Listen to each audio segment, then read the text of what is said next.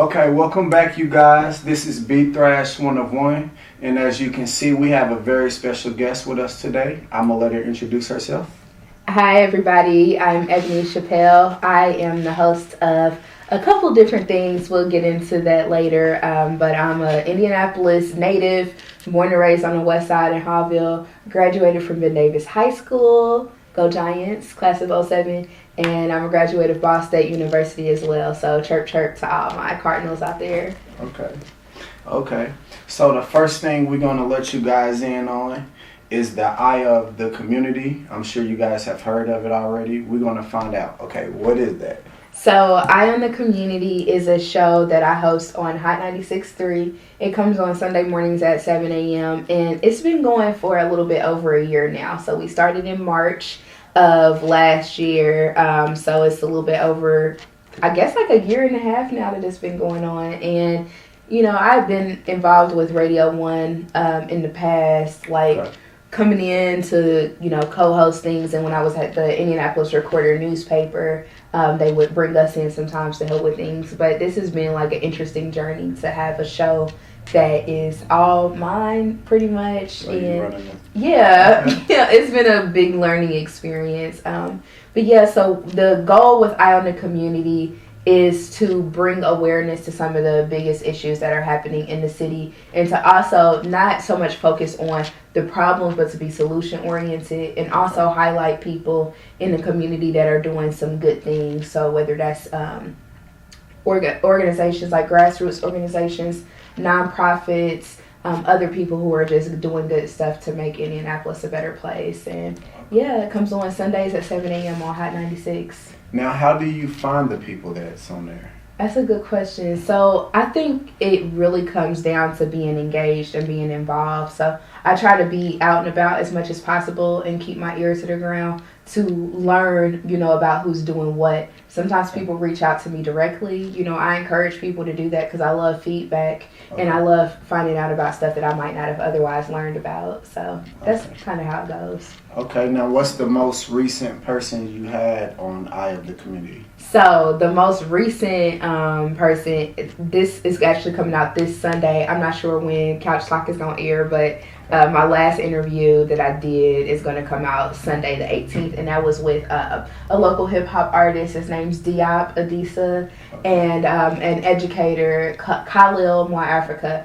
and they are with Kepra Institute, and they came on to talk about a hip-hop and education forum that they're having. So that was a really good conversation just to talk about the potentiality of using hip-hop music to help improve the education system. Yeah, that's what we need. Definitely. Okay. So, you guys heard it. You can reach out to her on her page if you know somebody's doing something positive, right? Yeah, definitely. Okay. Feel free to reach out.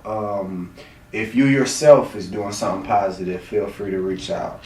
Okay, and so the second venture we gonna get into is the Open Lines. Yep. So Open Lines is a show that airs on 106.7 WTLC. So basically my Sundays are 2 hours from 7 to 9 a.m. I start out on Hot and then it's over to 106.7. So Open Lines is basically, you know, what it sounds like. We have the phone lines open. So if you're awake at that time, going to church, or you just, you know, getting your day started or whatever it is, 317-239-1067 is a phone number, and we encourage people to call in and just talk to me about whatever's on their mind, different things that's going on in the community. We also have guests on every week. So this next show that we're doing, we're going to have on Belinda Drake and two people from Don't Sleep, which is a local activist organization, to talk about a voter registration drive that they're hosting. Okay. And we're also going to have on the Office of Women and Minority-Owned Businesses to give some tips to our listeners that are looking to get into the entrepreneurial world. Okay. Yeah. So when they call, these calls can vary from different topics, or how they... Yeah, I like when people stay on topic. That's helpful. But yeah, the calls are all sorts of different type of calls. So people call in just to join in on the conversation and add their 2 cents. So it's real fluid. We like it to flow like that. So yeah. So, call in. What's the number one more time? It's looking this one until. This way. Okay. 317-239-1067. So 1067 just like the call letters for the station. Okay. Yeah.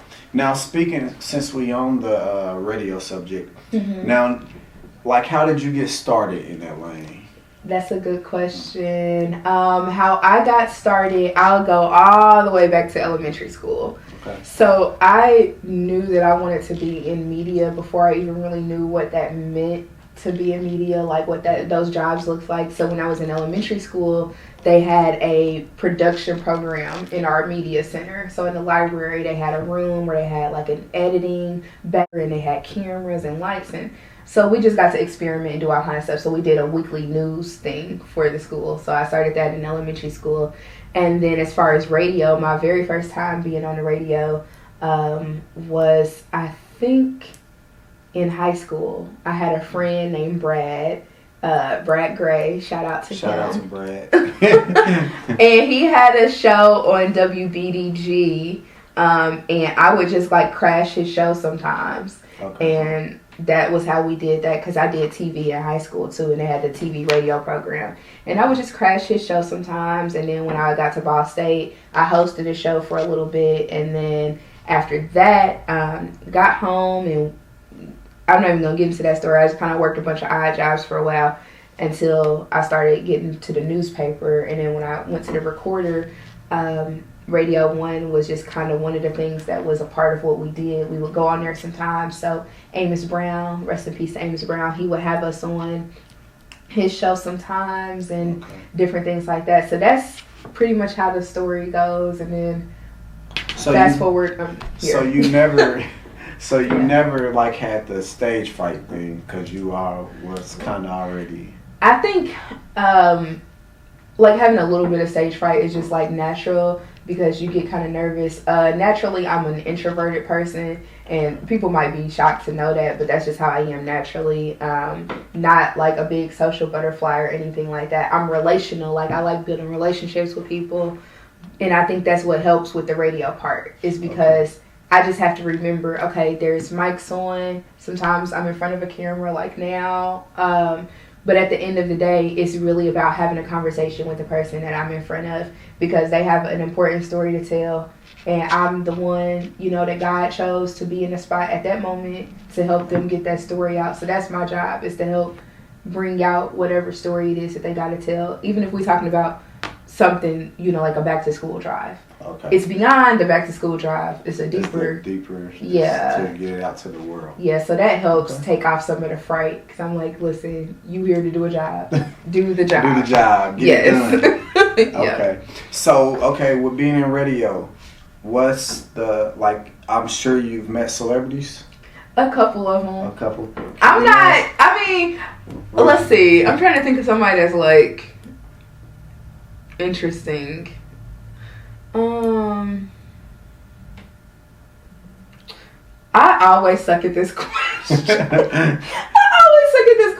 Because it makes you just... Yeah, because I just pretty much like put everybody in the same box. But I've definitely talked with some notable people. One actually that stuck out to me that I just mentioned the other day was a lady by the name of Robin DiAngelo. And she is a writer and a speaker, and she has a doctorate. I can't remember what her doctorate is in, but long story short, Robin DiAngelo has done a lot of work around white privilege and educating people about that. And she's a white woman that grew up poor and then just basically came to this understanding of how white privilege still operates in this world. Yeah. And that was a really deep conversation. So that was one of my most profound that I enjoyed. When I went to, this is outside of the radio world, but when I was at the recorder, I went to the 50th anniversary of Bloody Sunday in Selma, Alabama. Okay. And I also went to the 20th anniversary of the Million Man March in Washington, D.C. to cover both of those. And that was just crazy. I ran into so many people. I ran into Dr. Cornel West. Somewhere along the lines, we ran into Jesse Jackson, Reverend William Barber of Moral Mondays and the NAACP, and I got to talk to people like that, and that was a big deal for me. So I think those type of things are the coolest. And then a random celebrity that I just thought about was Genuine. Like, I talked to him. I talked to him on the phone for an interview one time. So you didn't have the like starstruck, like, oh my God, this is Jesse Jackson?